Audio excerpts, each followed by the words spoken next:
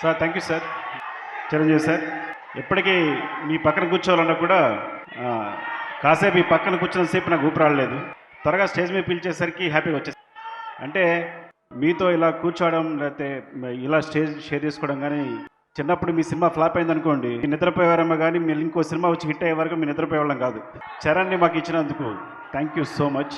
ఈ మొదటిసారి first time course నేను ముందు కథ విన్నా కానీ ఒక్కసారి చరణ్ ముందు వచ్చి కూర్చుని కథ చెప్పినప్పుడు కింద నేల మీద కూర్చుని బాస్ తీసుకుని వాడు చెప్తుంటే ఇద్దరం అమేజ్ అయిపోయాం, చాలా ముచ్చట పడిపోయాం. చరణ్ కళ్ళలో అయితే నీళ్ళు ఉన్నాయి. అంటే ఒక కమర్షియల్ సినిమాని ఒప్పుకోవడం మామూలు విషయం కాదని చరణ్ ఆ టైంలో ఎంత ఒక మాస్ సినిమానైనా తను ఏదైనా యాక్సెప్ట్ చేయొచ్చు, కానీ ఇలాంటి ఒక కాన్సెప్ట్ ఉన్న సినిమాని, ఒక విలన్ లేని సినిమాని, సిచ్యుయేషన్సే విలన్ అయ్యే సినిమాని ఒప్పుకొని ఇలా చేయడం అనేది చాలా గొప్ప విషయం.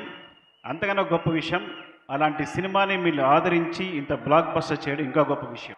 అంటే ఈ సినిమా కమర్షియల్ సినిమా అనే కాన్సెప్ట్ని మార్చేసింది ఈ సినిమా. The thanks for Buchibabu for that. I think one of promising డైరెక్టర్గా, అంటే ఒక ఉప్పెన తీసిన అబ్బాయి ఇంత పెద్ద సినిమాని, ఇలాంటి పెద్ద సినిమాని హ్యాండిల్ చేయడం అనేది చాలా గొప్ప విషయం. Love you, congratulations and thank you. Love you రా ఇలాంటి సినిమా ఇచ్చినందుకు.